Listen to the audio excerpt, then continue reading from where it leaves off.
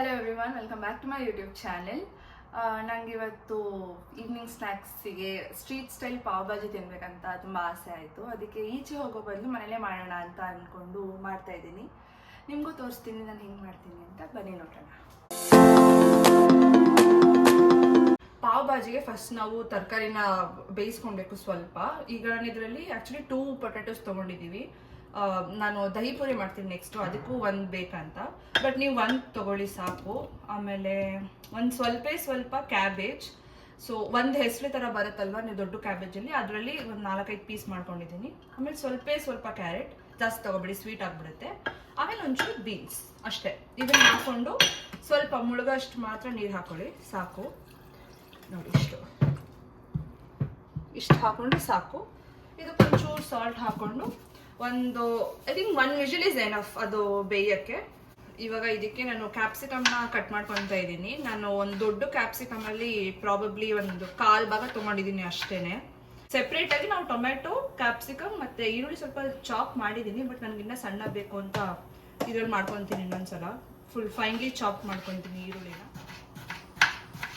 ಹಿಂಗೆ ನನ್ನ chopping skill ಎಷ್ಟು ವರ್ಷದ ಎಕ್ಸ್ಪೀರಿಯನ್ಸ್ ಗೊತ್ತಾ? ನಂಬಲ್ಲ ಯಾರೂ. ಪ್ರಾಬ್ಲಿ 12 ವರ್ಷದ ಎಕ್ಸ್ಪೀರಿಯನ್ಸ್ ಇರ್ಬೋದು. ಏಜ್ ನೀವೇ ಲೆಕ್ಕ ಹಾಕೊಳ್ಳಿ.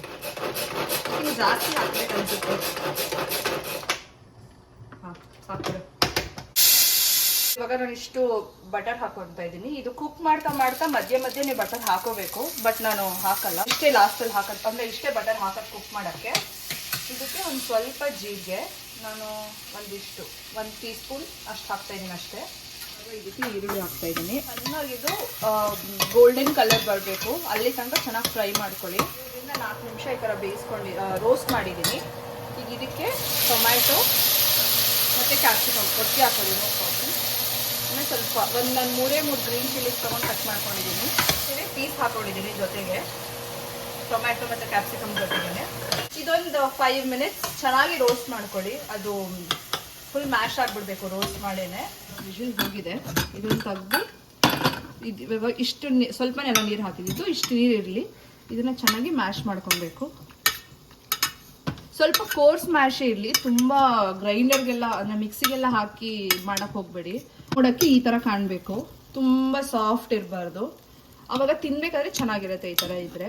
ಆಲ್ಮೋಸ್ಟ್ ಒಂದು 3-4 ನಿಮಿಷ ಬೆಂದಮೇಲೆ ಇದಕ್ಕೇ ಪೌಡರ್ಸ್ ಹಾಕ್ತಾ ಇದ್ದೀನಿ. ಸ್ವಲ್ಪ ಅರಿಶಿನ, ಒಂದು 1/2 ಟೀ ಸ್ಪೂನ್, ಆಮೇಲೆ 1 ಟೀ ಸ್ಪೂನ್ ಕೊರಿಯಾಂಡರ್, ಒಂದು ಸ್ವಲ್ಪ ಹಾಕ್ಕೊಳ್ಳಿ ಅಷ್ಟೇ. ಗರಂ ಮಸಾಲ ಇದು ನಮ್ಮ ಮನೇಲಿ ಮಾಡಿರೋದು, ಸೊ ನಾನು ಇಷ್ಟೇ ಹಾಕ್ತಿರೋದು, ಸುಮ್ಮನೆ ಒಂಚೂರು. ಅಂಗಡಿದಾರೆ ಸ್ವಲ್ಪ ಬೇಕಾದ್ರೆ ಜಾಸ್ತಿ ಹಾಕ್ಕೊಳ್ಳಿ.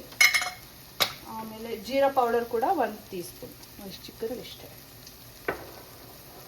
ಚಿಲ್ಲಿ ಪೌಡರ್ ಸ್ವಲ್ಪ ಜಾಸ್ತಿ ಹಾಕ್ತೀನಿ, ಬಿಕಾಸ್ ಖಾರಕ್ಕೆ. ನಿಮ್ಗೆ ಎಷ್ಟು ಬೇಕೋ ನಿಮ್ಮ ಮನೆ ಖಾರ ನೀವು ಹೆಂಗೆ ತಿಂತೀರಾ ನೋಡಿಕೊಂಡು ಹಾಕ್ಕೊಳ್ಳಿ. ಇವಾಗ ಪಾವ್ ಭಾಜಿ ಪೌಡರ್ ಹಾಕ್ತಾ ಇದ್ದೀನಿ. ಫಸ್ಟ್ ನಾನು ಹಾಕ್ಬಿಟ್ಟು ಆಮೇಲೆ ಹೇಳ್ತೀನಿ ಎಷ್ಟಂತ, ಬಿಕಾಸ್ ನಾನು ಕಣ್ಣಂತೆ ನೋಡಿ ಜಾಸ್ತಿ ಹಾಕೋದು. 2.5 ಈ ಥರ ಮೀಡಿಯಮ್ ಸೈಜ್ ಊಟದ ಸ್ಪೂನಲ್ಲಿ 2.5 ಸ್ಪೂನ್ ಹಾಕ್ತಾ ಇದ್ದೀನಿ. I don't know if it's tea spoon are like tea spoon ಅಂತಲ್ಲ, ಟೇಬಲ್ ಸ್ಪೂನ್ ಅಂತ. 2.5 ಹಾಕೊಳ್ಳಿ ಸಾಕು. ಮಸಾಲೆಸ್ನ ಯಾವಾಗಲೂ ಸ್ವಲ್ಪ ಎಣ್ಣೆಲಿ ಈ ಥರ ಡ್ರೈ ರೋಸ್ಟ್ ಮಾಡ್ಕೊಳ್ಳಿ ಚೆನ್ನಾಗಿ, ಆವಾಗ ರಾ ಸ್ಮೆಲ್ ಅಷ್ಟು ಇರಲ್ಲ. ಆಮೇಲೆ ಬೇಕಿದ್ರೆ ನೀರು ಹಾಕ್ಕೊಂಡು ಚೆನ್ನಾಗಿ ಕುದಿಸ್ಕೊಳ್ಳಿ. ಸ್ವಲ್ಪ ಕಡಿಮೆನೇ ಹಾಕ್ಕೊಳ್ಳಿ ಪೌಡರ್ಸ್ನ, ಫಸ್ಟೇ ಜಾಸ್ತಿ ಹಾಕೋಕೆ ಹೋಗಬೇಡಿ. ಆಮೇಲೆ ಸ್ವಲ್ಪ ಟೇಸ್ಟ್ ನೋಡಿಕೊಂಡು ಸ್ವಲ್ಪ ಮಸಾಲಾಸ್ ಕಡಿಮೆ ಆಯಿತು ಅಂದರೆ ಇನ್ಕ್ರೀಸ್ ಮಾಡ್ಕೊಂಡು ಹೋಗಿ. ಫಸ್ಟೇ ಹಾಕ್ಬಿಟ್ರೆ ಏನೋ ಹೇಳ್ತಾರಲ್ಲ, ಉಪ್ಪೆಲ್ಲ ಹಾಕಿದ್ಮೇಲೆ ವಾಪಸ್ ತೆಗಿಯೋಕ್ಕಾಗಲ್ಲ ಅಂತ, ಆ ಥರ. I have experienced it. ಇವಾಗ ಚೆನ್ನಾಗಿ ಫ್ರೈ ಮಾಡ್ಕೊಂಡಿದ್ದೀನಿ ನಾನು ಈ ಥರ. ಒಂದು 2-3 ನಿಮಿಷ ಚೆನ್ನಾಗಿ ನೀರೆಲ್ಲ ಹೋಗೋ ಥರ. ಈ ಸ್ಟೇಜಲ್ಲಿ ಸ್ವಲ್ಪ ನೀರು ಹಾಕ್ಕೊಂಡು, ಇಲ್ಲಾಂದ್ರೆ ಫಸ್ಟ್ ಬಟರ್ ಹಾಕ್ಕೊಂಡು ನೀವು ಚೆನ್ನಾಗಿ ಇನ್ನೊಂದು 2 ನಿಮಿಷ ಫ್ರೈ ಮಾಡ್ಕೊಳ್ಳಿ. ನಾನು ಹಾಕ್ತಿಲ್ಲ, ಇಷ್ಟು ಹಾಕ್ಕೊಳ್ಳಿ. ಫಸ್ಟ್ ಹಾಕಿರೋಷ್ಟು ಕ್ವಾಂಟಿಟಿ ಎಲ್ಲ ಹಾಕ್ಬಿಡ್ಬೇಡಿ. ಆಮೇಲೆ ಇವಾಗ ಇದಕ್ಕೆ ನೀರು ಹಾಕಿ ಒಂದು ಸ್ವಲ್ಪ ಮ್ಯಾಶ್ ಮಾಡ್ತೀನಿ. ಬಿಫೋರ್ ಈ ತರಕಾರಿ ಬೇಯಿಸ್ಕೊಂಡಿದ್ವಲ್ಲ ನಾವು, ಅದನ್ನು ಹಾಕೋಕ್ಕಿಂತ ಮುಂಚೆ ಇವಾಗ ಇದಕ್ಕೆ ಒಂದು ಸ್ವಲ್ಪ ನೀರು ಹಾಕ್ಕೊಂಡು ಒಂದು 2 ನಿಮಿಷ ಒಂಚೂರು ಬೇಯಿಸ್ಕೊಂಡು ಆಮೇಲೆ ಬೆಂದಿರೋ ತರಕಾರಿನ ಇದಕ್ಕೆ ಆ್ಯಡ್ ಮಾಡ್ಕೊಳ್ಳಿ. ಇಷ್ಟೇ ನೋಡಿ, ಇಷ್ಟು ಆಗಬೇಕು. ಇಷ್ಟು ಬೆಂದಮೇಲೆ ನೀರೆಲ್ಲ ಅಷ್ಟು ಎವಾಪ್ರೇಟ್ ಆದಮೇಲೆ ಇವಾಗ ಬೇಯಿಸಿರೋದನ್ನು ಹಾಕ್ಕೊಳ್ಳಿ ತರಕಾರಿ. ನಾನು ಹೇಳಿದೆ ಅಲ್ವಾ ತರಕಾರಿ ಕಡಿಮೆ ಇದೆ ಅಂತ ಅನಿಸುತ್ತೆ ನೋಡಿ. ಮಿಕ್ಸ್ ಮಾಡಬೇಕಾದ್ರೆ ಎಷ್ಟು ಕ್ವಾಂಟಿಟಿ ಆಯಿತು. ಇದು 5 ಜನನೇ ತಿನ್ಬೋದು ಅನ್ಸುತ್ತೆ. ಓಕೆ 4 ಜನ ಆರಾಮಾಗಿ ತಿನ್ಬೋದು. ಸೊ ತರಕಾರಿ ನೋಡ್ಕೊಂಡು ಹಾಕ್ಕೊಳ್ಳಿ. ಸ್ವಲ್ಪ ನೀರು ಹಾಕ್ಬಿಟ್ಟು ಕುದಿಸ್ಕೊಳ್ಳಿ ಚೆನ್ನಾಗಿ. ಇದು ಪ್ರತಿ ಸ್ಟೇಜಸಲ್ಲೂ ಒಂದು 1/4 ಗಂಟೆ ಕುದಿಸಿದ್ಮೇಲೆ ಒಂಚೂರು ಬಟರ್, ಬೇಸಿಕಲಿ ಜಾಸ್ತಿ ಬಟರ್ ಇದ್ದರೆ ಚೆನ್ನಾಗಿ ಅನಿಸುತ್ತೆ ಟೇಸ್ಟ್. ಸೊ ನೀವು ಹೆಂಗೆ ತಿಂತೀರಾ ಬಟರ್ ಗೀ ಅದ್ರ ಬೇಸ್ ಮೇಲೆ ಮಾಡ್ಕೊಳ್ಳಿ. ಇದೆ ಇದು ನೋಡಿ ಕನ್ಸಿಸ್ಟೆನ್ಸಿ ಹಿಂಗೆ ಬರಬೇಕು. ಒಂದು 10 ನಿಮಿಷ ಚೆನ್ನಾಗಿ ಕುದಿಸಿದ್ದೀನಿ ನಾನು. ಇವಾಗ ಇದಕ್ಕೆ ಕೊತ್ತಂಬರಿ ಸೊಪ್ಪು ಹಾಕ್ಬಿಟ್ಟು ಸೈಡಿಗೆ ಇಟ್ಬಿಡ್ತೀನಿ. ಇವಾಗ ಪಾವ್ನ ಫ್ರೈ ಮಾಡ್ಕೊಳ್ಳೋಣ, ರೋಸ್ಟ್ ಮಾಡೋಣ ಸ್ವಲ್ಪ. ಇದು ಮುಗೀತು. Keep this back. ಪಾವಿಗೆ ರೆಡಿ ಮಾಡೋಣ. ನಾನಿಲ್ಲಿ ವಾಲ್ಮಾರ್ಟಿಂದ ಆ್ಯಕ್ಚುಲಿ ಪ್ರಾಪರ್ ಪಾವ್ ಥರ ಬಂದಿದೆ ಬ್ರೆಡ್ಡು, ಅದನ್ನು ಆರ್ಡರ್ ಮಾಡ್ಕೊಂಡಿದ್ದೆ. ಅವರು ಅದಿಲ್ಲ ಅಂತ ಸಬ್ಸ್ಟಿಟ್ಯೂಟ್ ಆಗಿ ಇದ್ಯಾವುದೋ ಸ್ವೀಟ್ ಬಟರ್ ಬ್ರೆಡ್ ಅಂತ ಕೊಟ್ಟಿದ್ದಾರೆ. ಬಟ್ ಐ ಟೇಸ್ಟೆಡ್ ಸ್ವಲ್ಪ ಲಿಟಲ್ ಬಿಟ್. ಅಷ್ಟೇನು ಸ್ವೀಟ್ ಇಲ್ಲ, ಸೊ ನಡೆಯುತ್ತೆ ಇದು. ಇಷ್ಟನ್ನು ಬಟರ್ ಹಾಕಿ ಏನು ಗೊತ್ತಾ, ಇದು ಪಾವ್ ಭಾಜಿ ಸ್ಟ್ರೀಟ್ ಸ್ಟೈಲಲ್ಲಿ ಸ್ವಲ್ಪ ರೆಡ್ಡಿಗಿರುತ್ತಲ್ಲ, ನಿಮ್ಗೆ ಹತ್ರ ರೆಡ್ ಕಲರ್ ಬೇಕಂದರೆ ಸ್ವಲ್ಪ ಬೀಟ್ರೂಟ್ನ ಒಂದು ಹಾಫ್ ಸ್ಲೈಸ್ ಮಾಡಿ ಹಾಕೊಳ್ಳಿ. ಅದು ಬೇಯಬೇಕಾದ್ರೆ ಟೈಮ್ ತರಕಾರಿ ಬೇಯಿಸ್ಬೇಕಾದ್ರೆ ಸೊ ರೆಡ್ಗೆ ಬರುತ್ತೆ. ನನ್ನ ಹತ್ರ ಬೀಟ್ರೂಟ್ ಇಲ್ಲ, ನಾನು ಹಾಕಿಲ್ಲ. ಆಮೇಲೆ ಕೆಲವ್ರು ಏನು ಮಾಡ್ತಾರೆ ಅಂದರೆ ಸ್ಟ್ರೀಟ್ ಸ್ಟೈಲಲ್ಲಿ ಸ್ವಲ್ಪ ಇದನ್ನು ತೆಗೆದು ಹೀಗೆ ತವ ಮೇಲೆ ಹಾಕಿ ಆಮೇಲೆ ಹೀಗೆಲ್ಲ ಮಾಡ್ತಾರೆ. ನಂಗೆ ಅದು ಇಷ್ಟ ಆಗಲ್ಲ. ನಾನು ಡೈರೆಕ್ಟ್ ಬಟರ್ ಮತ್ತು ಇದು ಅಷ್ಟೇ. ನಿನಗೆ ಬಟರ್ ಜಾಸ್ತಿ ಬೇಕಾ ಬೇಡವಾ? ಬಟರ್ ಬೇಡ. ಬಟರೇ ಬೇಡವಾ? ಹಂಗಾಗಿ ನನಗೆ ಇನ್ನೊಂದು ಪೀಸ್ ಹಾಕೊಂಡು ತಿಂತೀನಿ ನಾನು. ಇವಳ ಥರ ಎಲ್ಲ ಆಡಬೇಡಿ, ಚೆನ್ನಾಗಿ ತಿನ್ನಿ ನೀವು.